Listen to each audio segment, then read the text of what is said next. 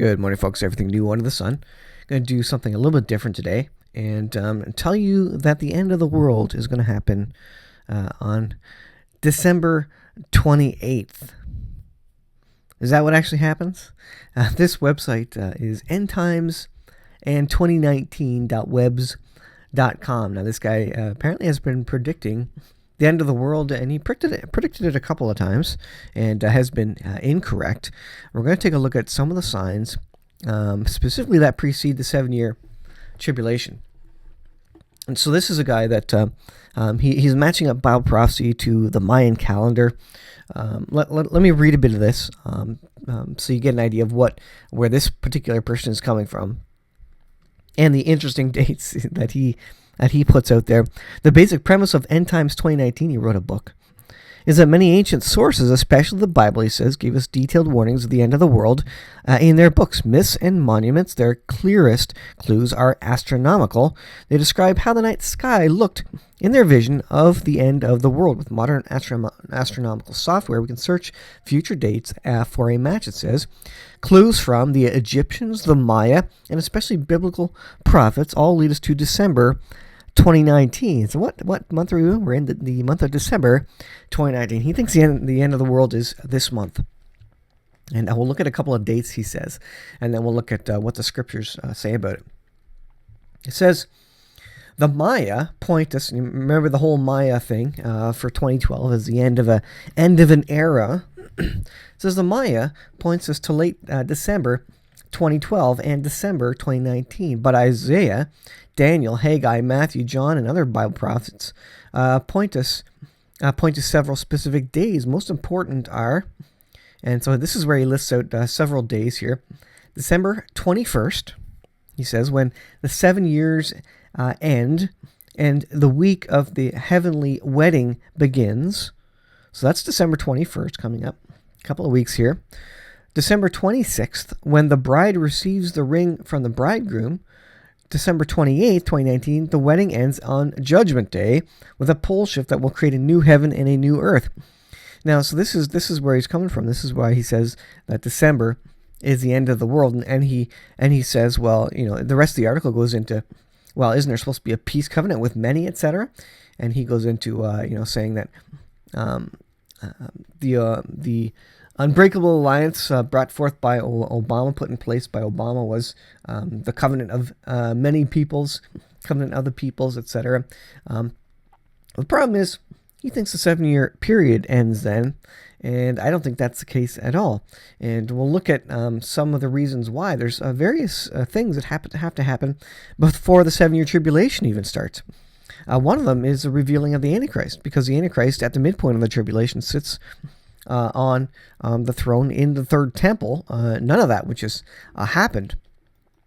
Let's see. I'm just going to update my thing because I just thought one.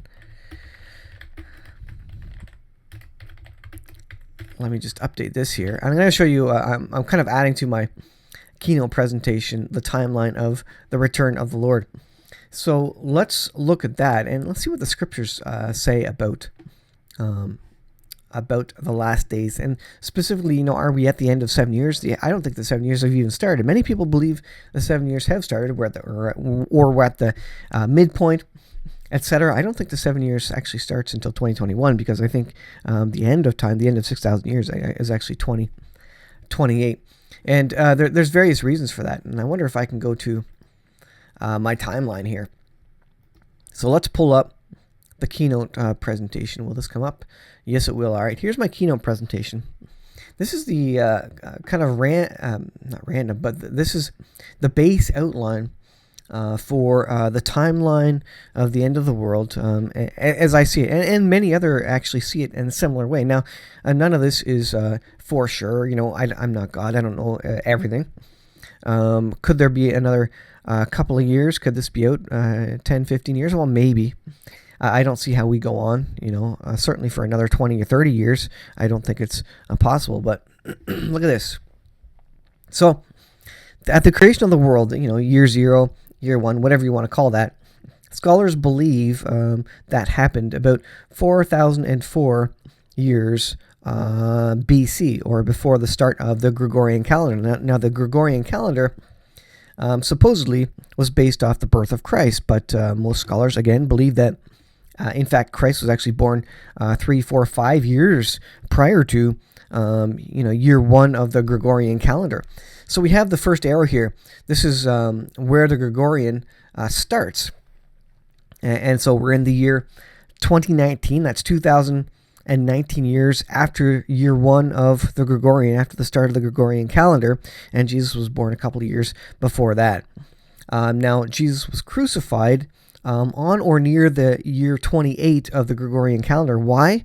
Well, he was over 30 years old, 30 or over, when he died, because rabbis have to be 30 years old. That's when they reach maturity and are able to teach, etc. And so he died after that. So 30, some say 33 years. And so you come out with, if you look at the birth of Christ, and recognize that actually occurred before the start of the Gregorian, between 3 and 5 years. Then 28 years on the Gregorian calendar is a great starting point. And we don't know exactly, plus a year, minus a year, but many people believe that the death of Christ was around the year 28 on the Gregorian. And you add to that 2,000 years to add up to a total of 6,000 years.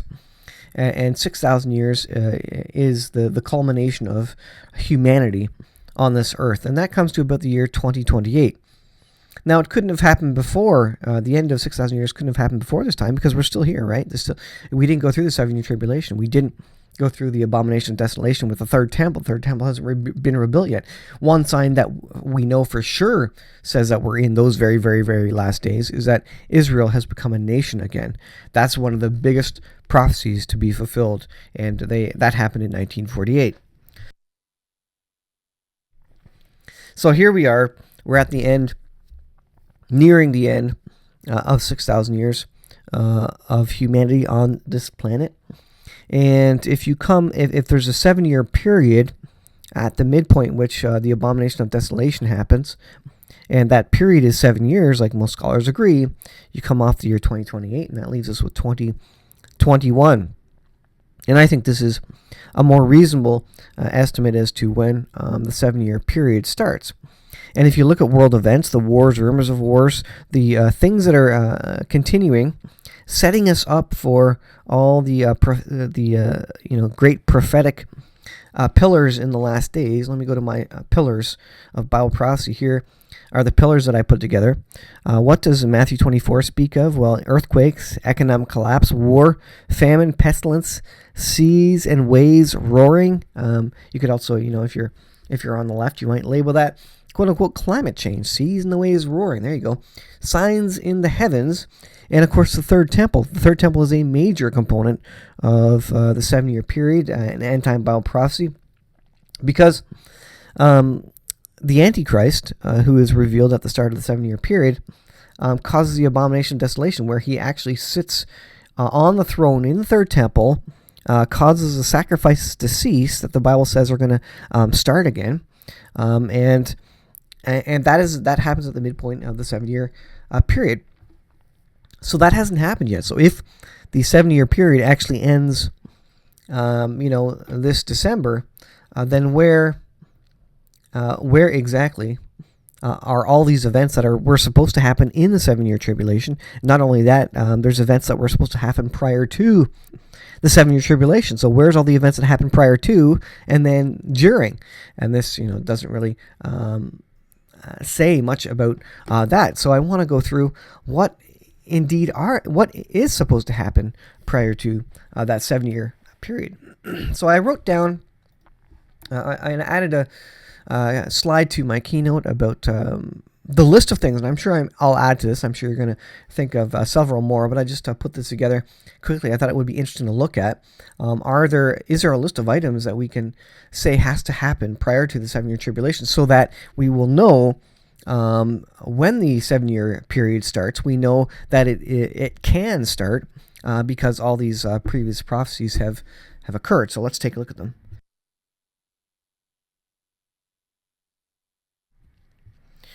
All right, so events that must happen before the tribulation.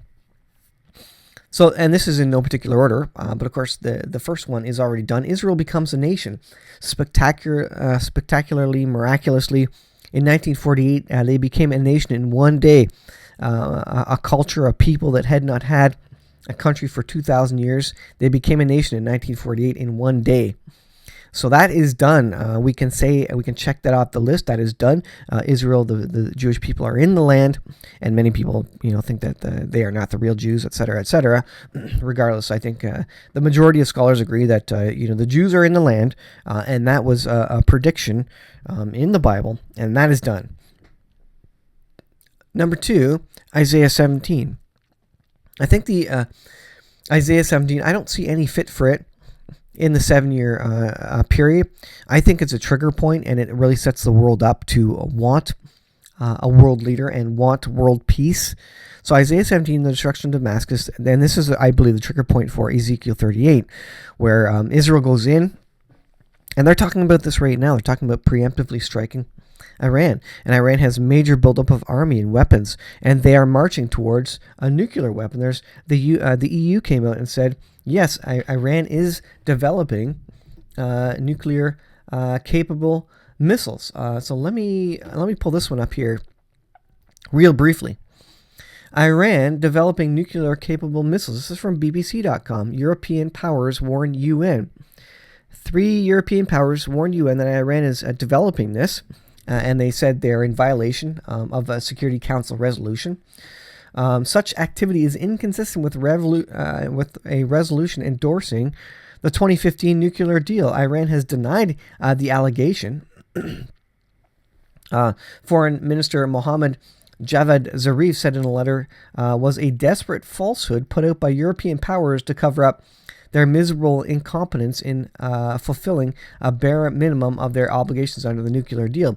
Now, of course, if you watched my video yesterday, you would know that Iran just happens to be building up its defense systems around the Bashir nuclear plant, Abu Mesa, and other locations in Iran. These are nuclear locations where they're doing R&D on nuclear weapons. They're testing detonation and missile technologies, and I think they're making the final drive for a nuclear weapon.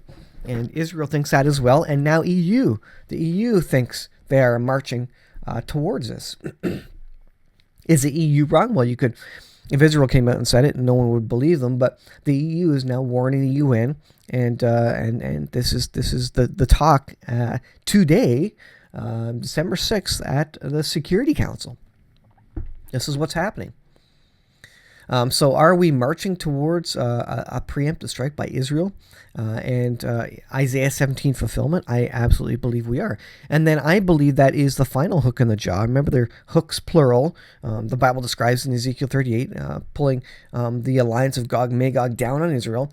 I believe Isaiah 17 is the kickoff, the last hook that really draws Russia into the battle, and Russia says, okay, we can't put up with this. We're supposed to be protecting Syria and Bashar Assad's government. Now we have to march on Israel. So, and then Ezekiel 38. So remember, these are events that have not happened yet. This is all prior to the 7-year period. All this stuff has to happen. This is a lot of stuff and significant stuff. But once the first shoe is dropped, Isaiah 17, I think all these go down very, very rapidly. These wars maybe even trigger economic collapse, or maybe the economic collapse really triggers the rest, where Israel says, all right, the world is in disarray now because of the economic collapse. Now we have to strike. This is while the iron's hot.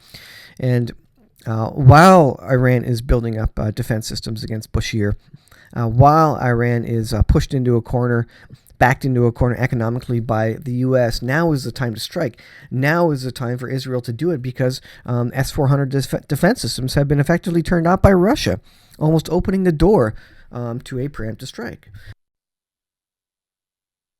And if you watch all the previous videos, you'll know, you will have heard the evidence of all that.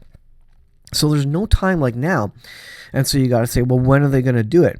That suggests to me that economic collapse is soon. And maybe that site has some truth in that something big is going to happen end of this year or early next year. And that could very well be the case. That would really catapult us into end time Bible prophecy. But I think all these things go down very quick. Isaiah 17 happens. Immediately after that, Ezekiel 38 starts to happen. And then the economic collapse of the world may be happening at the same time. I don't know the timing about that, but as I've said in previous videos, I believe that Isaiah 17 and Ezekiel 38 have components that seem to describe a time when there's economic troubles. Ezekiel 38 says, "Have you come to take a spoil, to take cattle and goods, gold and silver?" And it speaks of a time when there's trouble economically. They're coming to get goods. The oil, maybe they're not selling oil at that point in time. Maybe they're backed into a corner economically. Certainly Iran is right now. But Russia's not in particular trouble, although the price of oil is low right now. They want to increase that. And so I think both those passages speak of a time that possibly means that these are occurring at a time when the economy has collapsed, and that would be a great trigger point indeed to kick off these as well. So the fourth one is the economic collapse, which ushers in the world government. The citizens of the world, you and I, if you live in the U.S., you're not going to accept a world government. You're not going to accept a world monetary system. And anyways, you need to get your currency out of the way first. You need to get the Canadian dollar, the U.S. dollar, out of the way first. And the U.S. dollar is a world reserve currency at this point. And so the citizens of the U.S. are not just going to overnight say, okay, let's go with a mark of the beast system, a world government currency system, whatever it is. It's not going to be called mark of the beast. Overnight, that's not going to happen unless economic collapse happens and all the citizens of the world are desperate. There is no food. After a couple of days, all the grocery stores are empty. You have Mad Max scenario. All the citizens of the world, especially the Western nations who aren't used to trouble with money and food, they're going to be saying, yes, world government, please fix this situation. Bring peace and security back to the world and the Middle East, because these wars are happening in the Middle East. And it's a Mad Max scenario where gangs are roving around looking for food in Western nations. Bring peace and security. And so the citizens of the world are going to accept and indeed ask for a world government to come into place. And that world government is going to set up a mark of the beast system, a world monetary system. Because the U.S. dollar is not going to be worth anything anymore. It's not going to be the world reserve currency anymore. That means they're going to have to come up with their own currency. And I believe the technology is there ready for that.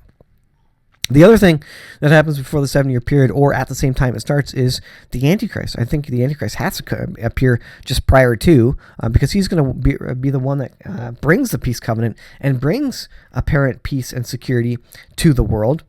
And then not only that, but I believe that part of the deal of the 7-year tribulation, even starting, or 7-year period, is that the third temple is allowed to be rebuilt. So are we at the end of the 7-year period? The third temple hasn't even been rebuilt yet. And so what are the key components of Matthew 24? Israel's reborn as a nation, number one. Number two is the Jews are scattered and God regathers them. That's done. Number three, Israel is control of Jerusalem. Remember, in 1948, they became a nation. They got the land. In 1967, the Six-Day War, they got the city of Jerusalem. And they had the Temple Mount for a short period of time.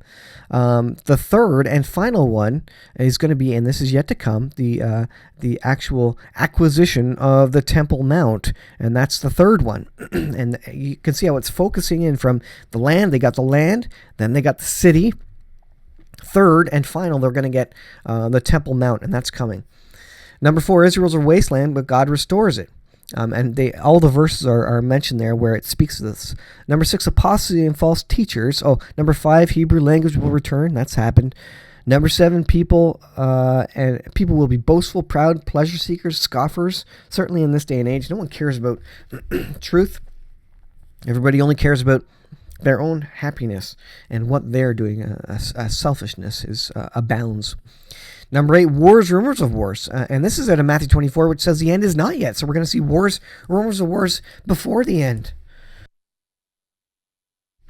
So the fact that wars and rumors of wars are happening means the end is not quite yet. And so that's a precursor. Are we hearing a lot about wars? There are rumors of wars, not a lot of wars. So I think that's another reason why Isaiah 17 and Ezekiel 38 are before the 7-year period, before the end, if you will, because they're going to happen. And it says the end is not quite yet. And so those happen before the 7-year period. Number 9, famines and plagues. That's part of my one of my pillars of end-time Bible prophecy. Number 10, natural disasters. Think climate change and all that good stuff. Persecutions. Persecutions is something that has not really yet started in earnest, especially in Western nations, although in many other nations around the world it is. China, Iran, etc. This is coming to Western nations, though, and this is something that Western nations are not ready for. Number 12, gospel will be preached throughout all the world. Number 13, apostasy. There will be a falling away. People will give up their faith because they think it's associated with hate, or it's not worth it anymore because of the persecution, etc. Number 14, knowledge and travel will increase. Technology. And this moves into the 15th one as well. Technology for the mark of the beast and worldwide communication. That's happening right now. So we're on the way. All these things are fulfilled or are in fulfillment, and all these things have to happen before the 7-year period. So is the 7-year period and the judgment of the world happening this December 2019? No, absolutely not. I think we're getting close, though, and I think the 7-year period is going to kick off maybe in the next year, but more likely in the year 2021, in or around there, plus or minus months or a year or something. But I think that's the timeline that we're looking at. And never fear, there's no lack of things that we're looking for in terms of end time signs that all happen prior to the 7-year period. And here is a list. And I'm sure there's more to add to it, and I will as we go. But this is a list. These are the things that we're looking for. And if 2021 is correct, then look for some of these things to really start moving in the year 2020, next year, especially the economic collapse. Look for the acceleration of that event. That's kind of the next big event that I see on the prophetic timeline that we are going to deal with prior to the rapture of the church. And so this is what I think is coming. And it's an exciting time to be alive. We live in biblically prophetic times. And the world doesn't end in this December, but I think we're going to see a massive ramp up in Bible prophecy coming shortly. So thanks for watching, guys. We'll leave there, and we'll see you guys in the next video.